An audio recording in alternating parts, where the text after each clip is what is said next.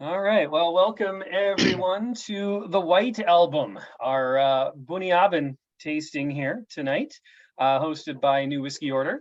Going with a little bit of a different format this evening. We're doing some battles. We've got 6 whiskeys in front of us tonight, and we're putting them head to head in 3 separate showdowns.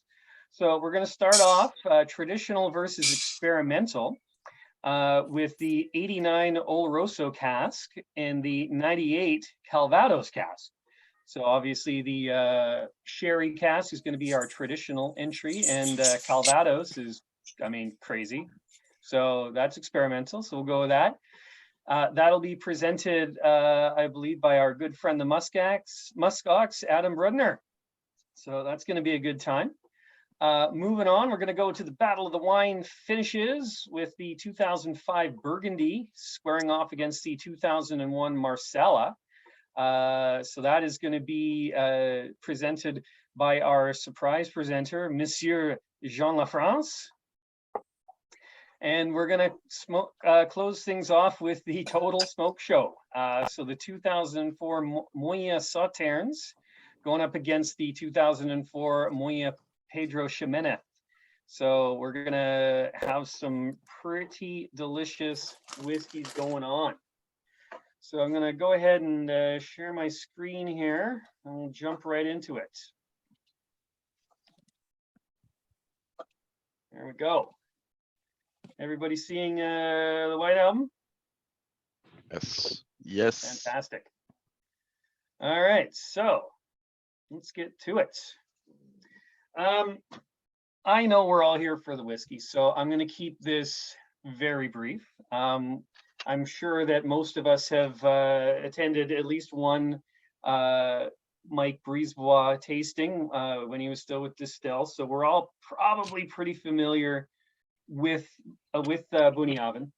But real quick, 1881, built by William Robertson in partnership with the Greenlees brothers.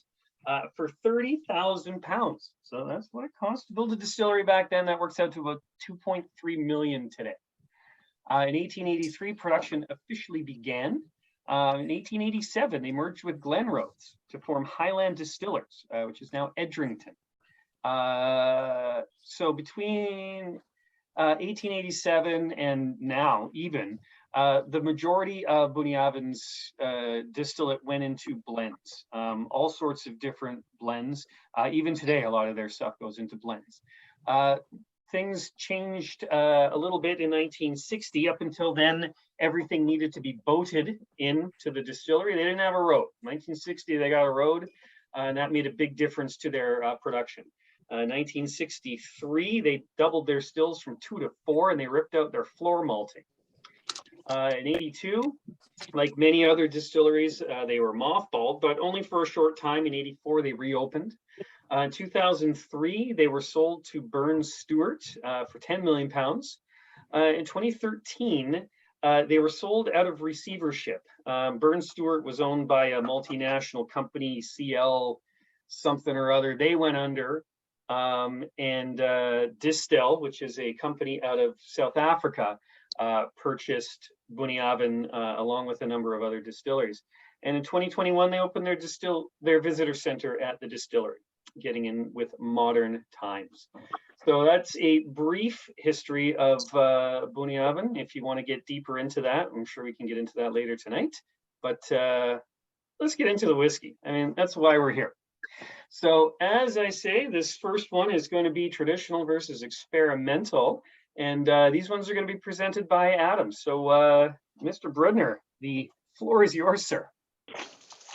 Good evening, everybody. I'm very thankful to be back co-hosting another tasting. So thank you, Russell, for having me back. Yeah, we're starting off with quite a bang today. You know, some casual 32 and 23-year-old whiskeys. That's pretty serious, but we do things serious at New.Whiskyorder. So when first of all, I want to show off that I managed to find a white Beatles shirt to wear for this tasting. So I'm extra on theme tonight. Yeah, we're starting with some old whiskeys. And these are definitely, I think, the softest of the ones that we're going to try tonight. So it's always good to start soft and work more intense. When I side-by-side whiskeys, I like side-by-siding whiskeys that are really similar. Ideally, like from the same distillery or even closer than that. And going back and forth all the time to work out the differences and the similarities. So what I'm looking for generally from Bunnahabhain is I usually get like a nutty kind of character and an earthy kind of character and a coastal kind of character. So I like to go back and forth really quickly between the two whiskeys and try and find those and how they're expressed differently in both the bottlings. So we can start by introducing the Oloroso cask. So this is one of this year's special releases, distilled 1989 and bottled just earlier this year, finished in an Oloroso cask. By 1989, we had modern style Oloroso casks. So I think the transport casks were outlawed in 1986, I want to say. So by now we have the modern, sherry seasoned quote unquote casks. And then we can compare this, if you could go forward one more slide, Myke. Sorry to catch you sleeping there. We can compare this with the Calvados finish. So this is distilled in 1998 and finished in a Calvados cask. Calvados is an apple brandy from France. Now I've had a little bit of American apple brandy. I've never had a Calvados, but American apple brandy is really good. And doesn't taste loads like apples. I think I was poured one blind once and I thought it was a bourbon, which I think maybe says more about my blind skills than the apple brandy itself. But yeah, there really aren't very many Calvados casks. It's an uncommon cask type. It's not one of the ones that was only recently allowed, where the SW regulations changed. That change was to allow for essentially the use of any casks that had been seasoned with something that's traditionally matured in oak. So like tequila is, there's reposado tequila that's matured in casks. Whereas something like gin is not usually matured in casks. So not very many Calvados finishes. So I'd like to start with, actually, we could start with either one. I picked up the Calvados first, so let's start with that. Oh, we've already got some notes coming in. Yeah, Adam says floral waxy soap on the Oloroso. Yeah, let's start with the Oloroso. Definitely floral. I get like a sort of a pungent citrusy note, but like a darker citrusy note, like almost a blood orange kind of a thing. I get the wax as well. That to me is in there with the nuttiness, where it's kind of like some of the I don't like a hazelnut maybe. It's kind of spiced, dark chocolate for sure. Very leathery. You can smell the age in this one. This is I'm always a little bit concerned where an old whiskey's been finished in something for a couple of years. Wondering, are they trying to cover something up? Is the finish going to work? To me, this smells really balanced. It doesn't have quite the amount of old sherry notes from like 32 years in a sherry cask. But there's definitely an old whiskey character. There's a real dunnagey kind of earthy character in here that I'm getting. It's very fresh for a 32-year-old. Yeah, I agree. It's very crisp. To me, it's kind of coming across as a citrus sort of thing. But yeah, very like kind of juicy. Yeah, I feel Bunnahabhain is very good at making fresh, youthful, older style of whiskeys. Like the 25 years old, it's still just a 25, but it feels nice. It feels like there's a lot of energy going on in it. Mm-hmm. I agree. So with this in our minds, we can turn to the Calvados cask. And this one to me is a little more rounded, but still has that kind of interesting freshness. Obviously, this is a younger whiskey. There's plenty of apples, obviously. But I'm also getting kind of nuttier notes. Maybe some I wrote down chocolate covered macadamia nuts when I poured this yesterday. There's almost for me an olive oil kind of a character, like really nutty, sort of waxy. And for me, this took a few minutes to come out last time when I poured these last night, but I actually get a little bit of peat on this. Like there's kind of a briny, nutty sort of thing going on. Sharpie, yeah, I get the Sharpie.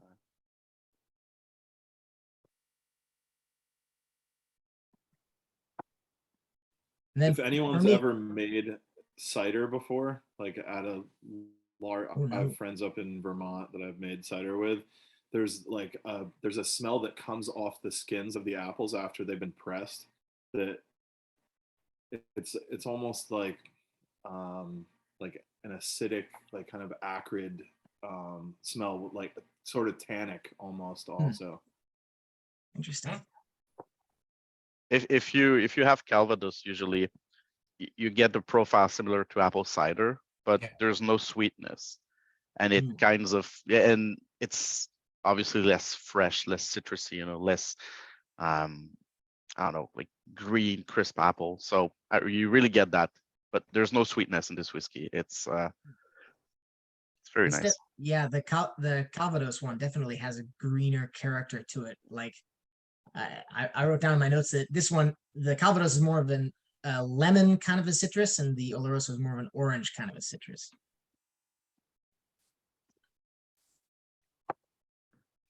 So I guess I get to toast with the first sip of the night. Sláinte, everybody. I'm going to start with the Oloroso.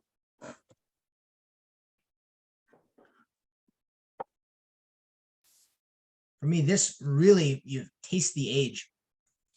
Really nice, robust oak character. That dunnagey sort of flavor again, really strong for me through this. It was like for me, a really nice bitterness. I kind of like sort of more bitter notes in my whiskey. But yeah, very earthy. There's that nuttiness again. I wrote down brown butter on this one. It's kind of that nutty, sweet sort of a thing. I did pour this last night on Halloween. I wrote down pumpkin in my tasting notes. I think that might be stretching it a little bit too much. There is sort of an earthy fruit something. I don't know if it's pumpkin. Maybe I was just in the mood. Yeah, you're right. Like the Calvados, you still have a bit of peat, kind of, if they didn't clean the pipes before they distill this. I think that could be Moine it. and yeah, maybe this is the first run after a peated run. Yeah. This coming back even just to the nose without taking a sip, the peat is a lot stronger for me in the Calvados. Yeah. Almost a prosciutto, kind of a salty, funky, meaty, nutty. Yeah. And taking a sip of this one.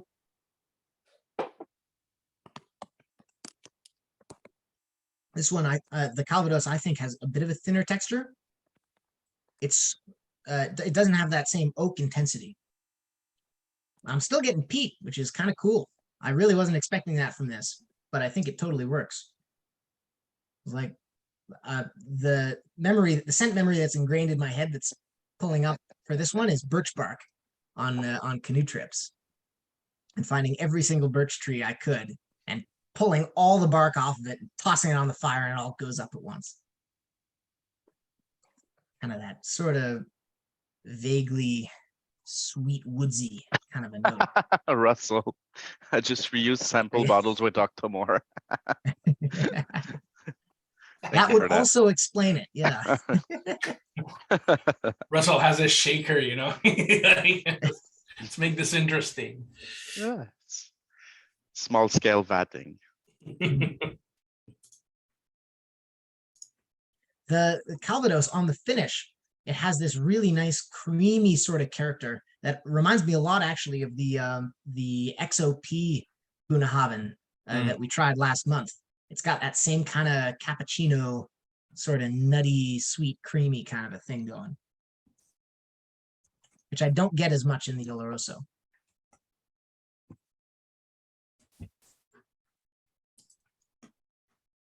definitely chewy though. The 32 years old is a bit of a mix between the 18 and the 25, I think. Like you have this, I find that the 18 to be older style than the 25 in the regular lines, but you can kind of have both of the best of both worlds. Yeah, no, I agree. There's a nice, I'm still getting the briny character cutting through all the age on the Oloroso. Very balanced.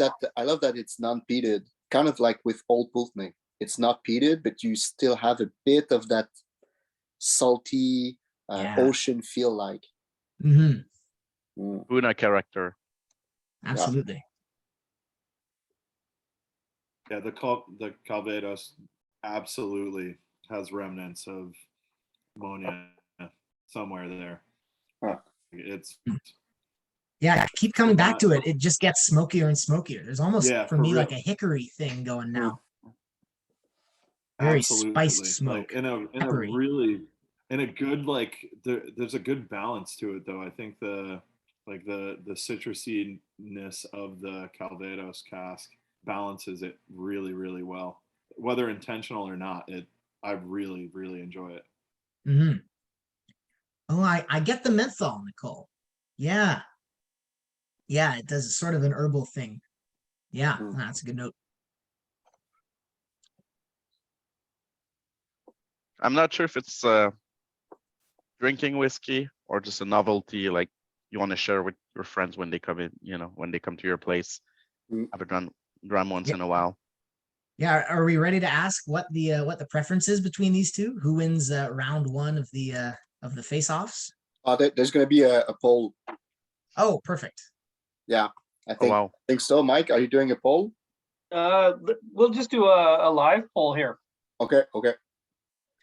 So yeah, let's throw into the chat which one you feel is the winner in the battle of the traditional versus the oddball.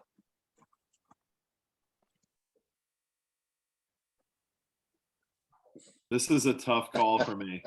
31 years old. They're both really, really interesting. Like I would go back to both of them. It's a pretty interesting split here.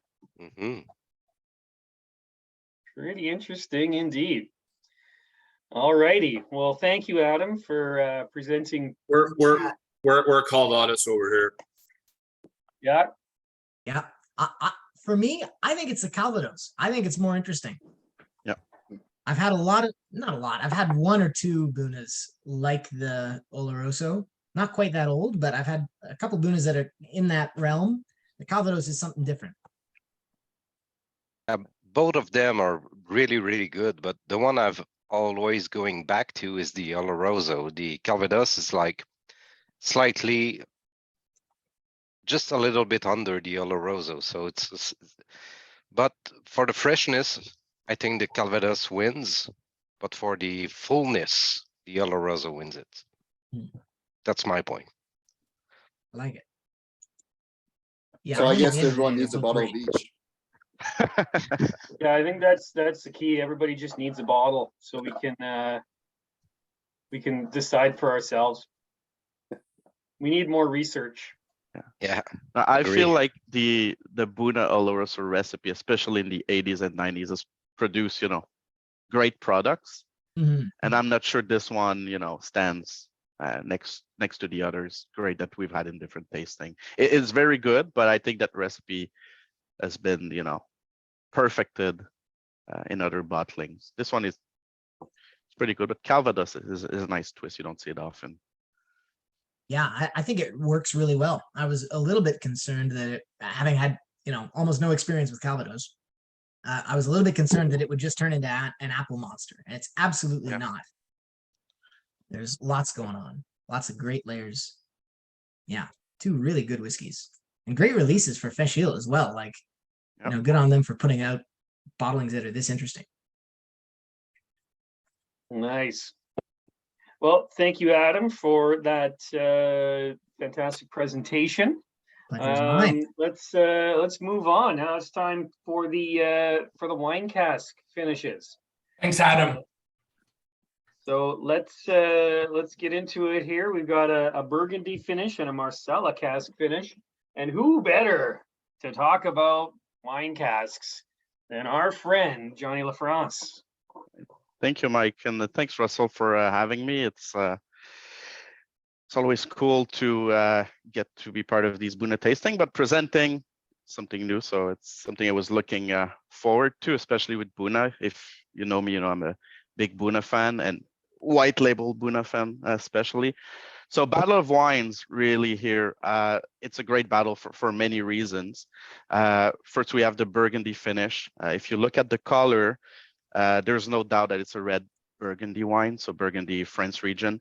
They also make beautiful white wine with Chardonnay, but Burgundy red wine, you can be sure to be called a Burgundy wine. It's 100% Pinot Noir, and I'll get back to that later because probably gonna influence the flavor profile.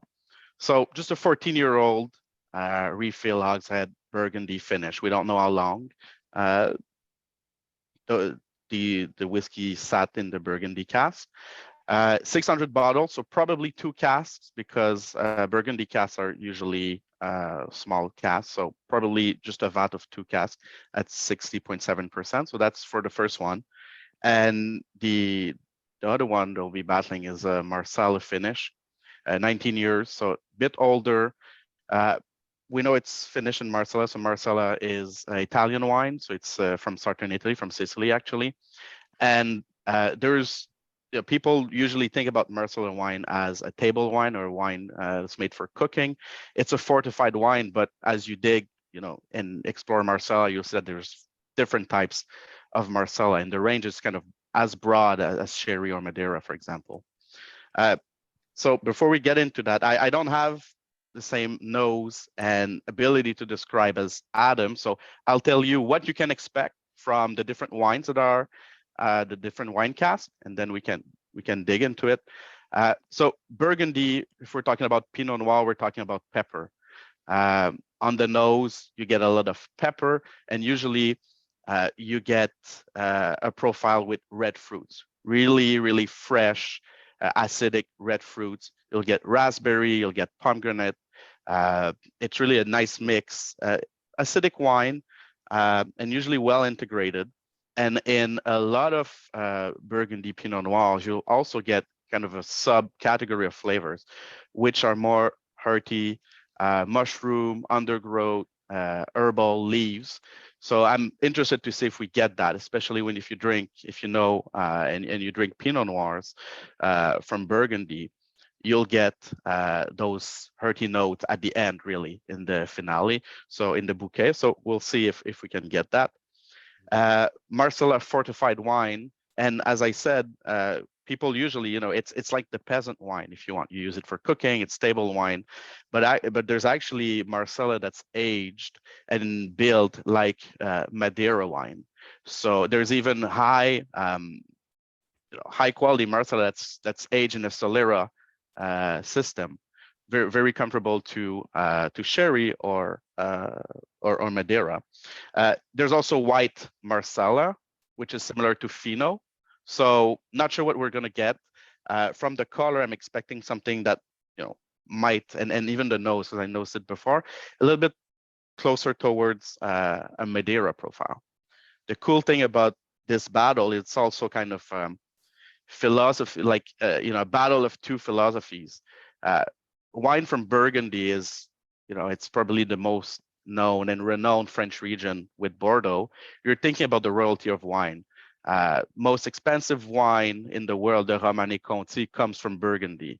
So you're talking about a process that's been tested. The rules are really strict, and the producers working Burgundy wines are just incredible. Marsala, you can be in your an old Sicilian guy in your basement. You make Marsala. You can be a great producer that your product never gets on the shelves because it's small batch. So And this is why, if you've had Marsala before, I've had 3 different Buna Marsalas, the 1988, the other brownish label, and this one, and I can tell you that they're all absolutely different from one another, just because Marsala is such a it's such a wide range. So I see everyone's nosing, so let's get into that. Burgundy is, yeah, Adam, it's red berries. You get those red fruits. It's been sitting in my glass for maybe 25 minutes, 30 minutes. Yeah, those candy raspberries, really, it's amazing. All I can say is I have 1 bottle of Bunnahabhain in my entire collection. Yeah, it's a nice one. The Burgundy, it's epic. That's the blurred edition, Jason. Yeah, exactly. The blurred edition, limited for Quebec only because of the English label. Yeah. First filled Burgundy cask. Yeah, thank you. Appreciate that. Too easy. I tried this. I think I tried this one. Can't remember how long ago in another tasting, and this one blew my socks off. So, yeah, I don't really get the pepper that I would expect from the Pinot Noir. I don't really get any floral notes on the nose. For me, it's all about, you know, those fresh red fruits, but it gets a bit deeper. Like it's not as fresh, not as, you don't get any acidity from the nose. It's very interesting. You get that nutty flavor, you know, those sherry notes, typical with Buna. Who said soy sauce? Yeah, and Saltiness. you don't get that 61% too at the nose. It's like it's softer. It's the softest I think we've had thus far. I don't know if you guys have nosed the Marsala yet.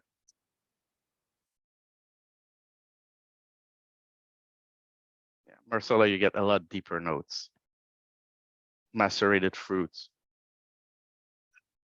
Yes, Adam, it's 60%, which is crazy because it doesn't smell like it. I'll give it a try.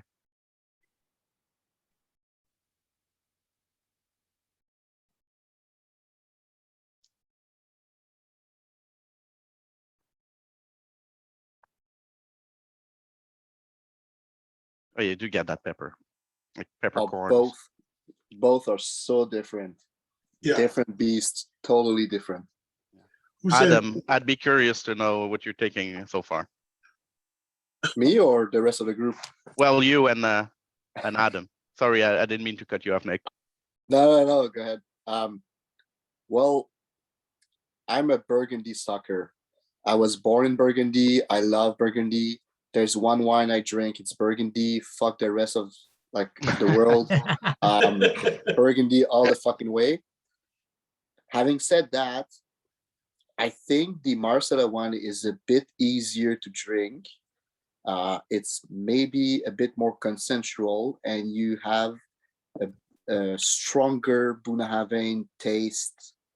Like it tastes more like Bunnahabhain. I think the Burgundy cask, I wouldn't say defile the Bunnahabhain spirit, but it's a cask that will take over about anything. I love it. It's great. I love the Buna Burgundy because the Buna brings much to the Burgundy cask, but it's not much a Bunnahabhain for me. It's just a different beast. While in the Marsala, you have all those nutty notes, but you still have this salty sea spray to the spirit you can taste. Yeah, I agree with Nick. I think for a lot of these wine cask whiskeys, I think the cask is really the attraction, unless the spirit is something really pungent and like recognizable, like Bruichladdich is the obvious example. Yeah, I tried the Marsala cask last year when it came out and loved it, and I love it again tonight.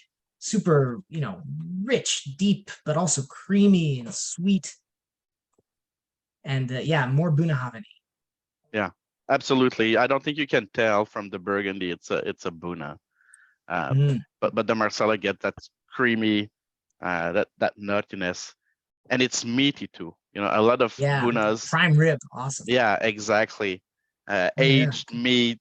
If you've had the Italian suppressata, homemade, that's what it tastes like. It's not homemade, but like almost like moldy aged meat. It's John has access to things that some of us just dream of, you know. Of course. Yeah. The note that I'm getting on the nose. Date an Italian for 6 years and survive is already a beginning. Yeah. The note that I get on the nose is fenugreek leaves, which I use to make buttered chicken, and it's kind of this very musty herbal, almost vaguely celery like kind of note. It's like in with all the mix of herbs. Like I think there's like maybe oregano in there as well. Rosemary on the prime rib. The Burgundy is a summer whiskey. It's really fresh. It's nice. It's an anytime whiskey for me. I love it. It truly is amazing. Like I'm a Bunna, I'm sold to it, but this one, John, you never told me how good this was. I'm disappointed. But there's just so many. There's just so many. They're all good. Yeah. except the French wine coterie. I was doing great on Bunna until bourbon distracted me, right? Yeah. But there's a lot less layers of complexity in the Burgundy. It's a nice sip. It's a good whiskey, but you know, it's not as deep, not as complex. The Marsala is just phenomenal, and frankly, it's better than the 1988 30-year-old. I can tell you that, and it's probably just, as I said, the difference in the type of cask, because Marsala is such, there's so many differences. It's a lot richer and deeper than the 1988, which is very good, but this one is half the price at least. So yeah, it's a great dram. It's awesome. Yeah, I feel like the Bunnahabhain. Johnny. Oh, sorry. Bold statement. That's a very bold statement. Yeah. Well, I have both of them unopened. So if you make your way to Montreal, you let me know, and you can agree with me after. I'm on my way, John. I'm gonna Uber my way there right now. Yeah. One thing you don't miss on my place is Bunna. That I know. Especially the ones with the white label. Yeah. But no, the Marsala is definitely a favorite out there. So just to ask a question about the white labels, so are just the limited edition of Bunna during the year, or what's with the white label? There's like 3 sub brands, if you want, in white labels. There's the coterie, which is the equivalent of like the Ardbeg Committee, if you want. There's been 5 releases so far in coterie, 2 new ones this year, Amarone and Manzanilla. Then there's the Feis, which is usually on between 2 and 4 releases. Those have white labels, and then actually there's 4 because then you get there's 4 sub brands. There's a Warehouse 9, so hand filled, great bottles. I got a few here. Very experimental stuff. Warehouse 9, very, very nice and filled, and because it's just, I don't know if you can see, but there's red label and it's hand filled Warehouse 9 in handwriting, and then there's just like everything that's limited edition. And those edition. Small ones, right, John? The ones that you can get your hands on directly. Yes, 200 milliliters. Yeah, the smaller ones, which are great, and affordable. I had a few of those, but they didn't last very long. Yeah. Hold on, they make small bottles here. I thought Tim was just a giant. No, they make little 200 ones. They're really amazing. They're like, anyways. Yeah. So like it's like everything out of the car range, if I'm right. everything out of the core range and everything out of the limited editions, which are the colored labels. I don't know if you can see Yeah, I really know, in the like back. the Yeah, so the port, PX, the PX, and Moine yeah. Bordeaux, exactly. Yeah. So it's distillery. They call it the distillery exclusive, but in the UK you can get them in specialized shops. All right. So thanks. white label is, you know, there's Okay. a lot that fall under white label, but usually Feis, Coterie, or distillery exclusive. And John, what's your favorite from Coterie? The PX. The PX. I'm trying to get my. Well, I'm trying. I will, if everything works out, get my hands on the Amarone. The Manzanilla is actually an older maturation of the previous limited edition Manzanilla. So maybe what, 2-3 years ago, the brown bottle, the brown Manzanilla matured, which was 8 or 9 years, came out. And apparently they kept a few of the casks because it was, a big vat. There were, tens of thousands of bottles. So they kept a few casks for 3 or 4 more years. And now they've bottled that. So that Bunna is on steroids. It's amazing. If you haven't had the Manzanilla matured, amazing. And maybe, 3-4 years more should be interesting. But because, I already have the other one, I won't get this one. But Amarone should be nice. The rum, it's not really good. The French I tried wine. that rum. I didn't like it. No. I'm very tough on rum cask finish, but this isn't one of the good ones. And the French wine cask, it's very weird. And very weird because I suspect, and I've had 2 of my friends who are not sommelier, but close to sommelier. And I said, you need to figure out what type of wine that is. And they said it's 90% vin jaune, so yellow wine.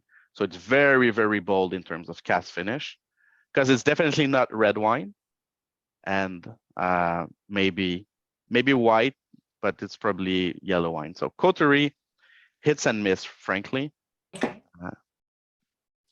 And I appreciate always, as you know, John, your feedback on Bunna, because I'm a fan, and I think you're in this sommelier, you're like, you know your stuff around Bunna. So thanks for sharing that with us. It's always appreciated. Well, thanks for having me. Talking about Bunna, I can do it, but let's keep going. We have some nice Moine to drink. Yeah, it's time to get into the smoke. Thanks, John. That was awesome. I'm sure those whiskeys were fantastic. Let's get everybody talk to us about your flight, Myke. Yeah, take a minute to let us know about your flight, because you're and having what's the parallel poll? flight. What's the poll on that Okay, one? so we went with the Marsala and the Burgundy. So Italian versus French. So I'm always down with that. So I went with the Haut-Brion for my French entry into the competition, and then I went with the Gaia Brunello for my Italian entry. Now, Gaia is not Sicilian. It's not a Tuscany. It's more of a full body, fairly similar to many of the Burgundy Reds. But as some of you may know, I do like Bruichladdich. So squaring these two off was pretty fun. The Haut-Brion is very fresh. It's very fruity. It has a lot of blackberries, strawberries, macerated cherries. It's very berry, red berry forward. The Gaia is interesting because it's just a straight up wine bomb. So it's tannic. It has a lot of oak. It has that, that a lot of wine cask maturations and finishes bring the notes of wine to the whiskey. I've noticed that with the 3 Gaias that Bruichladdich had in this set, it's not so much the wine notes, it's almost like wine. So it's very filling in your mouth. The mouthfeel is fantastic. It's like velvet. So that was my experience with my flight. So back to the flight that everybody else is working on. Let's get everybody into the chat and let's see.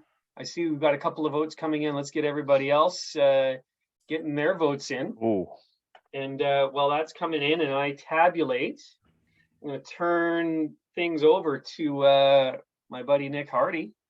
He's going to take us through the total smoke show. We've got a couple of moyas to get into. Oh yeah. So that's the exciting stuff everyone has been waiting for. So Moina is the peated expressions for Bunnahabhain.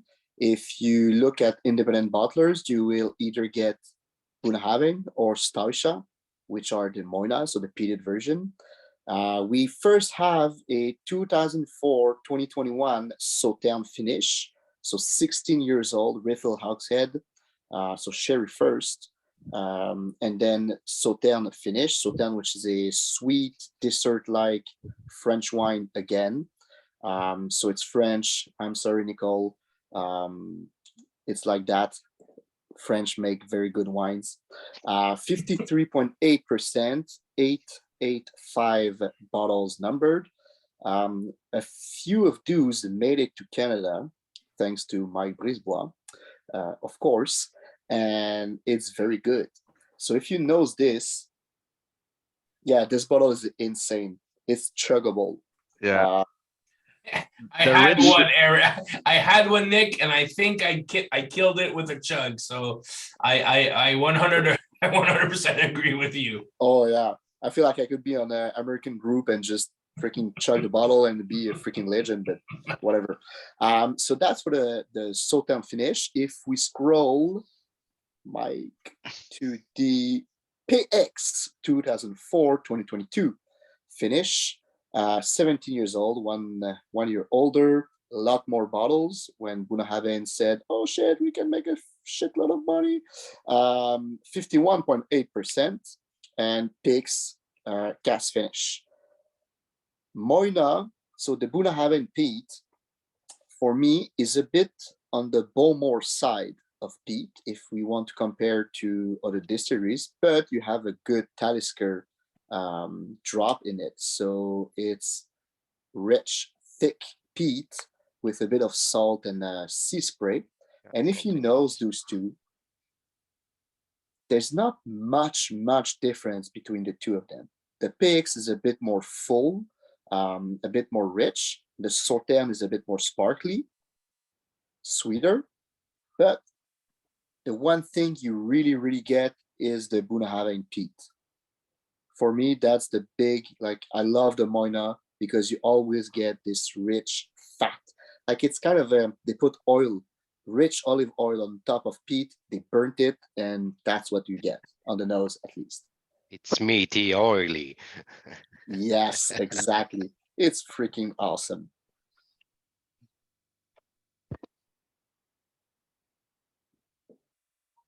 The Sauternes is so rich. Honestly, the Sauternes is, Amazing, you can yeah. sit with it, take your time, enjoy it, take notes, have a few drams of it, or you can do like André Boutet, freaking pop the cork, throw it in the corner, and just chug the bottle. Both work absolutely. It's a sweet, but it's not fruity sweet. You're more on jam, fresh berries jam, and a bit of candies. But it's 100% matured in Sauternes, if I'm right. If I've seen right now, it's only finished. No, it's a Finish. finish. It's a finish.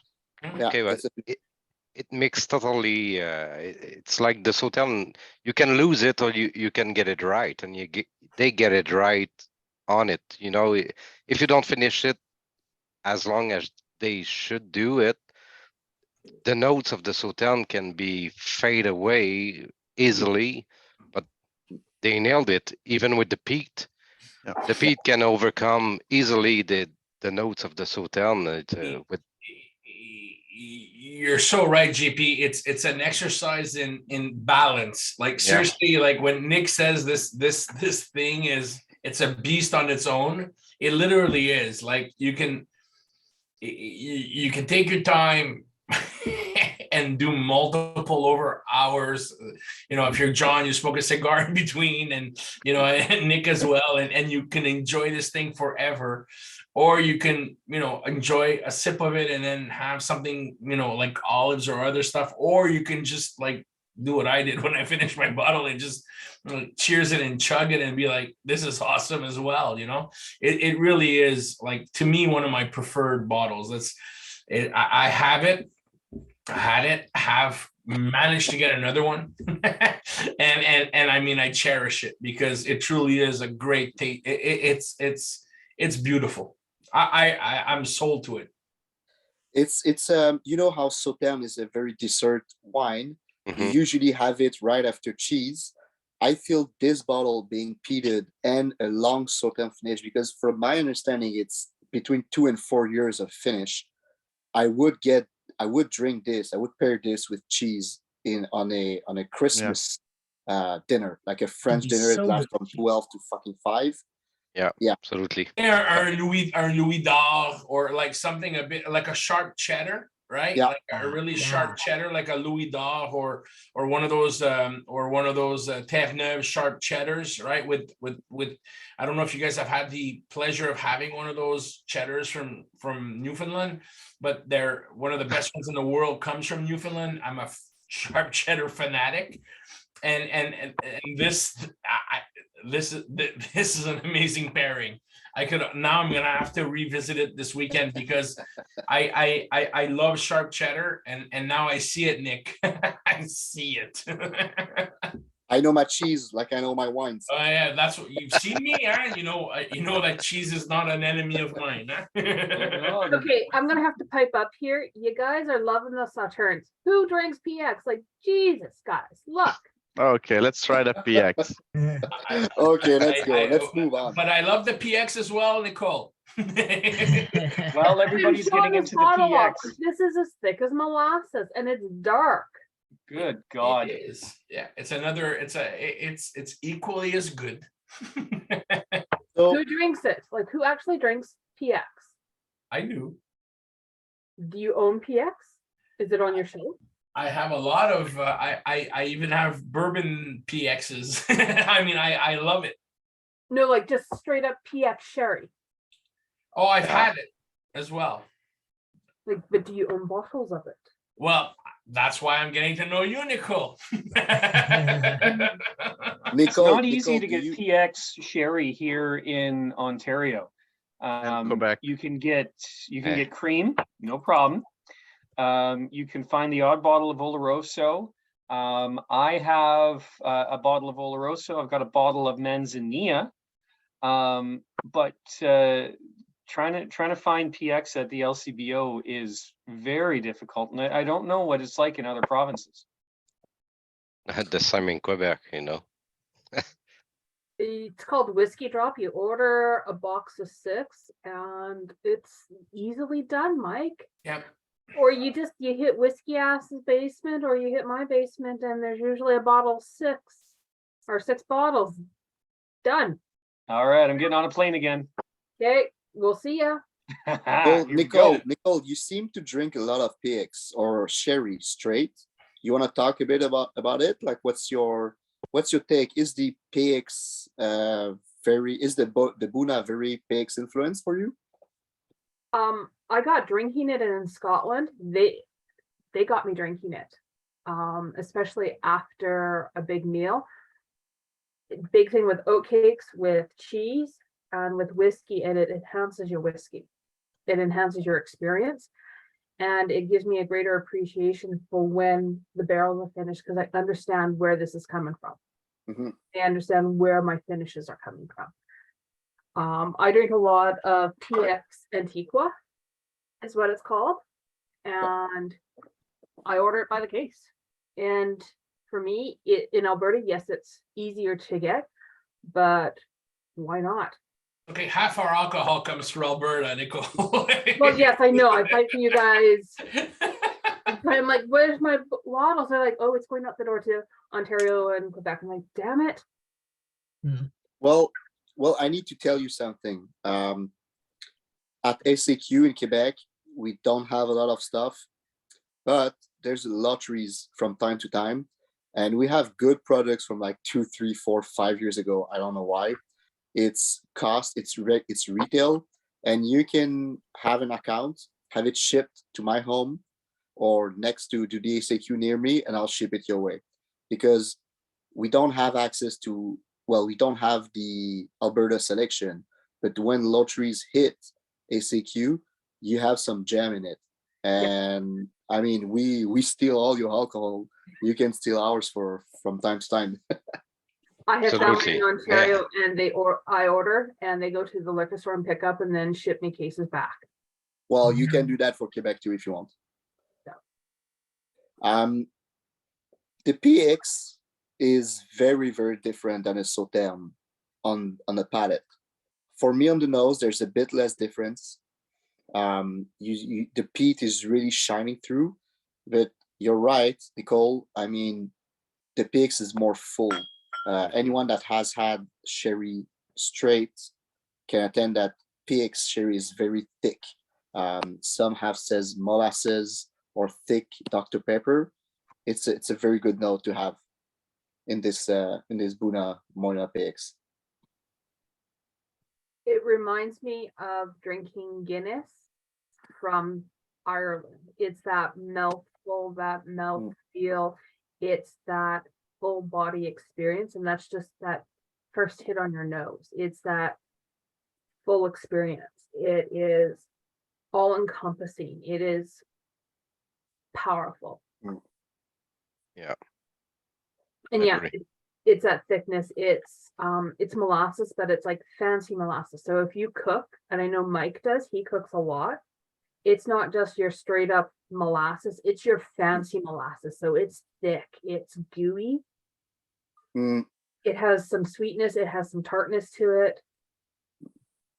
It's very rich. It is. It's got your baking spices, your deep figgy notes. Like we say in here, it's not only a full body, it got curves in it.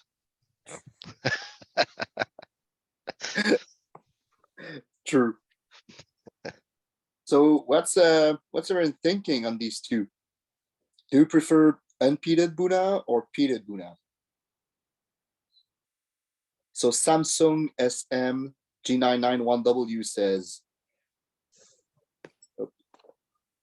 who's Samsung? Peated. Yeah, a lot of peated fan. Peated.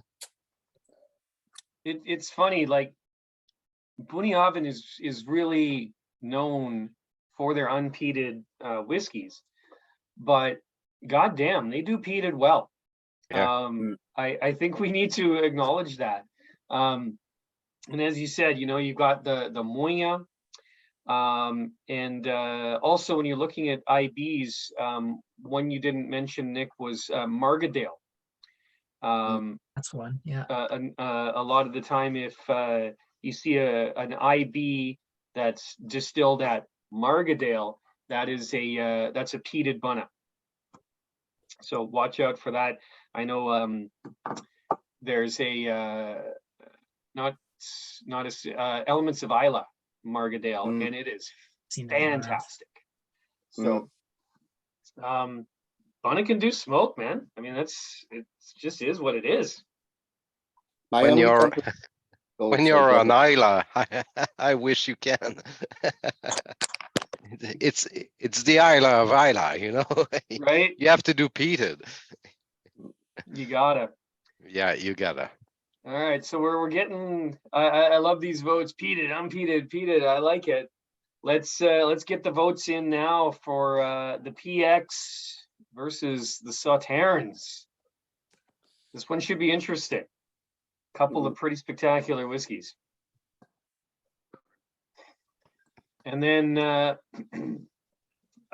let's also thank Nick for doing such a great job of presenting these fantastic whiskeys. Thank you, Nick. Thank you, Nick. Yeah, thanks. Thank Nick. you, guys. You know, while we're at it, you know, I want to make sure that we're thanking Adam, we're thanking John, we're thanking Nick. You know, these are great whiskeys. They stand on their own, but it's so great to have people like Adam and John and Nick lending their time and their expertise and their noses and their palates to help us enjoy these whiskeys. Thank you, gentlemen. You did a great job tonight. Too kind. And thank you, Mike. Thank you, And Mike. thank you, Russell, too. And guys, And again, thanks for the opportunity. Nick, you know, Adam, John, you did a great job as usual. I know you guys are experts in this domain and you're doing a lot of the stuff, and I read you guys and I trust you guys with everything whenever I have questions and stuff. And Mike, as usual, great host, and NWO, thanks for making these things available to us, right? Because to be honest, if we were running around trying to find these, we'd probably run out of time. So Russell and whoever, whatever whiskey genies, you know, I don't know how you do it sometimes, but thank you, everybody. It's super cool. I really love these, and I know that the people that I've brought into this community who are on, like some of them are with us, they truly appreciate the value of the community. And I think that's one of the best things we have. Yeah. So a bit of background on this. We need to be thankful to Russell, because 3 or 4 months ago he told me, "Oh, I want to do a white label Bunna. What are you thinking?" And I said, "Oh, you know, it'd be great to have this and that." And all of those are from his private stash. You know, some of them he doesn't have doubles. And I said, "Oh, you know, we really need to put that Marsala, Burgundy, and you know, I think the 89 he acquired for the specific purpose, but everything else is from his personal stash." And I had him change the lineup a few times just to have some upgrades, and every time he said, "Yes, okay." Absolutely, man. Russell doesn't like the spotlight, but he's behind everything, and he gets all the crazy ideas. And and he can't Russell taste them because he has COVID. But Yeah, poor him. we love you, Russell. Yes, we do. I'm attempting to try one right now. We'll see how that goes. When my wife and I had COVID, she didn't believe that she had lost taste, and I said, "You know, we're eating fucking spaghetti. I can't taste anything." So I poured her a dram of Octomore, and she drank it and she drank it and said, "Oh, the alcohol is really strong. When I'm not tasting anything." I said, "You have COVID."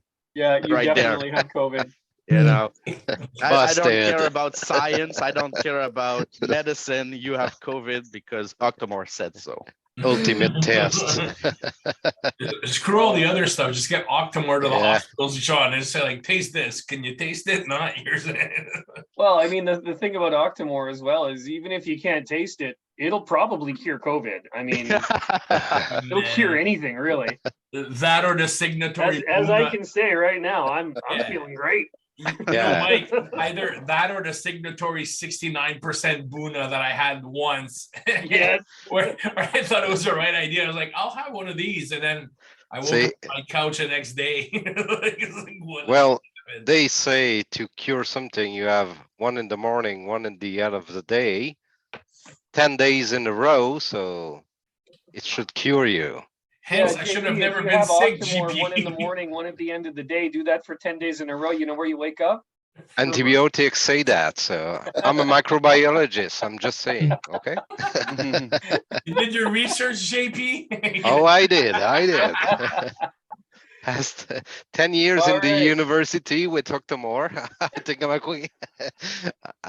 Well, not All only right, with well, Octomore, everybody, the votes for each battle are in. So thank you for everybody for putting that into the chat. I managed to tabulate everything. So the first round, traditional versus experimental, by a vote of 8-4, the battle goes to traditional. Oloroso is the winner. Wow, in people round like one. Bishop Boo! Harry. Sorry. Now, round 3, where we've just enjoyed the smoke show. Surprisingly, not a close battle by a score of 9-3. Sauternes comes out on top in Yeah. a big way. People have taste. As you know, some of you may know, not only do I like Bruichladdich, but I do loves me a Sauternes finish or maturation. So that comes out. But our closest battle of the evening was the wine face-off, and squeaking out a victory by a 6-5 score is Marsala. Oh, Very, very close. Very close indeed. Nice. So now it all comes down to we know the winners of each individual battles. Everybody in the Beat or chat, I repeated. want to know what was your favorite of the night. Let's go. Adam, starting with you, what was your favorite? I think I knew coming into this that the Marsala would be hard to beat. I think it held up. I think the Calvados is a close second. Nice. I think the Marsala is the best. Nice. John, what do you say, buddy? Marsala, but Moine Sauternes is a close second. All right. Nick, talk to me. I'm gonna go super, super bad faith and just Burgundy is the winner. Look at that. But I mean, if it's in the lineup, it's always gonna be what I'm reaching for. Well, I have a bottle. I have an unopened bottle of that Moine Sauternes, so gotta think about that. Gotta think But about Mike, that. you didn't have our lineup. So what was your favorite of your bottles? So to review, my lineup was a 31-year-old Weems Bunnahabhain, leather and heather. The Cuvée 640, which is the cognac finish. Couple of micro providences. This is the Chateau Haut-Brion. Excuse my French pronunciation. Then we've got the Gaia Brunello. So I got my French versus Italian. Then getting into the smoke, Oh. my Sauternes is the Octomore 12.2. And I don't have anything smoky with PX exclusively, so I went with the 3rd edition of the Octomore 10. It does have PX plus a little bit of everything else. So for me, it was tough because just like you, I tried to go with 3 very different battles, 6 very different whiskeys. So it's not easy to compare. Having said that, I do have a clear-cut favorite. Out of all of these bottles, it's got to be that 10-year Octo. And the reason for that is it is probably the most bonkers Octomore I've ever had.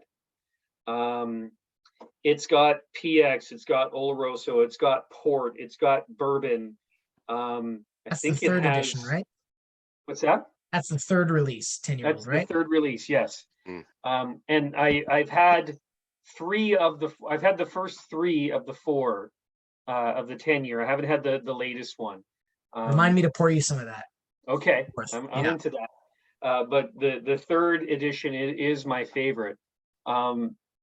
Just because it's completely insane.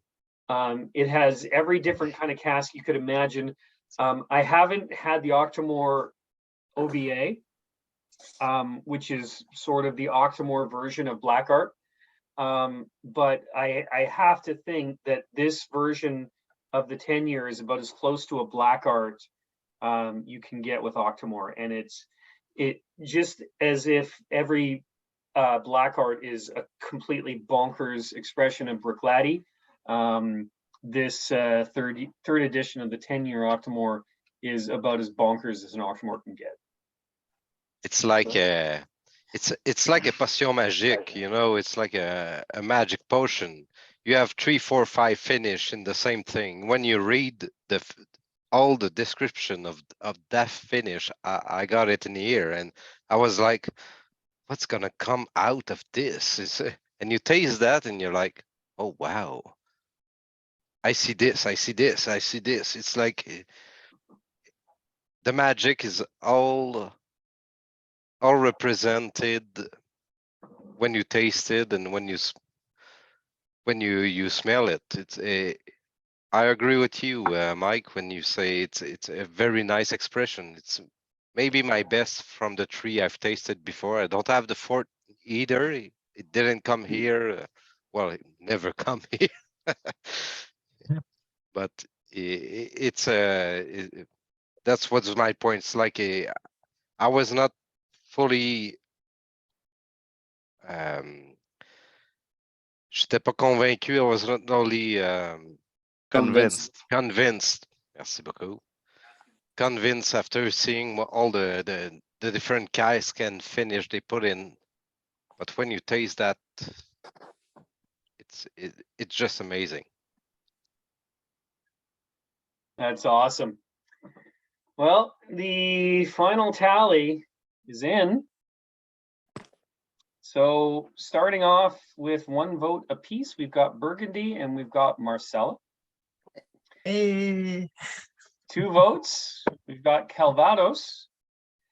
And the overall winner this evening, which got the most votes in its initial round and 4 votes in the final round, is the Moine Sauternes. Very not surprising. Yeah. Shit, I think I'm gonna have to open my bottle. Myke, you either open it and chug We're it, gonna or go you open it for you. Yeah, exactly. Andre and I will get to your house and It's fucking okay, we'll give you a chug that one. Bruichladdich bottle in exchange, you know. It's not too late for me to hop on a GO train and barge in. Get Actually, on down here. Myke, if you want to depart with that bottle, I'm sure I can make you a happy man.